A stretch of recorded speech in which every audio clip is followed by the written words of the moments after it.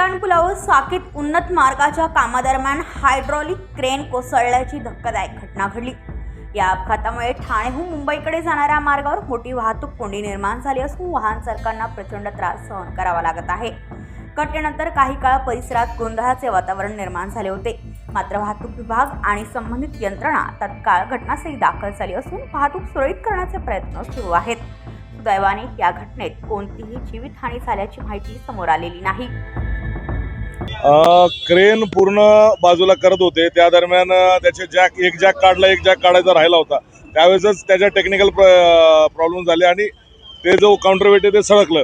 त्याच्यामुळे ती क्रेन आता आपली जी बघता आपण 50 टनची क्रेन आहे ती टिल्ट झाली। त्यापैकी आपल्याकडनं ठाणे ते मुंबईला जाणाऱ्या 2 लाईन चालू आहेत, प्लस एक लाईन आपण काउंटर लाईन जी सकाळी टाकत असतो तशीच आता परत एक टाकलेली आहे। सध्या आपला जो ठाण्याकडनं येणार आहे बॅकलॉग आहे तो कॅडबरी म्हणजे नितीन ब्रिजच्या वरती आहे आणि मुलुंडकडचा जो आहे मुंबईकडनं येणारा तो मुलुंड चेकनाक्यापर्यंत बॅकलॉग गेलेला आहे। काढायला किती वेळ लागेल आणि नागरिकांना आपल्याला आता अजून काढायला क्रेन आल्यानंतर अर्धा तास, क्रेन यायला अजून एक 20-25 मिनिटं लागतील, कारण क्रेन आपली माझीवाडा ट्रॅफिकमध्ये अडकलेली आहे। ती क्रेन आल्यानंतर आपल्याला जास्तीत जास्त 20 ते 25 मिनिटं लागतील क्रेन सरळ करायला।